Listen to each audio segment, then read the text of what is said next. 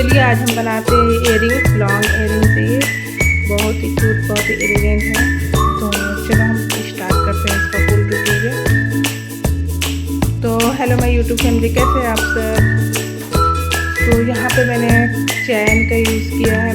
यहाँ पे मैंने वो सिल्वर कलर का चैन लिया है और मैंने वाइट आई पिन का यूज़ किया है। आपको वाइट दो कलर का मैंने बीड्स का यूज़ करके बनाया है इसको। आप लोग वीडियो लास्ट तक देखना और कमेंट में मुझे बताना आप लोगों को ये इयरिंग्स कैसा लगा। इसको बनाना बहुत ही सिंपल है, तो आप लोग वीडियो को लास्ट तक जरूर देखना और कमेंट जरूर करना मुझे कि आप लोगों को ये इयरिंग्स कैसा लगा। तो मैंने एक आई पिन में 3 बीड्स का यूज़ किया है। 2 मैंने स्मॉल बीड्स वाइट जो है, 2 स्मॉल वाइट बीड्स का मैंने यूज़ किया। एक मैंने वो 8 mm का जो बीड्स है मैंने उसका यूज़ किया है।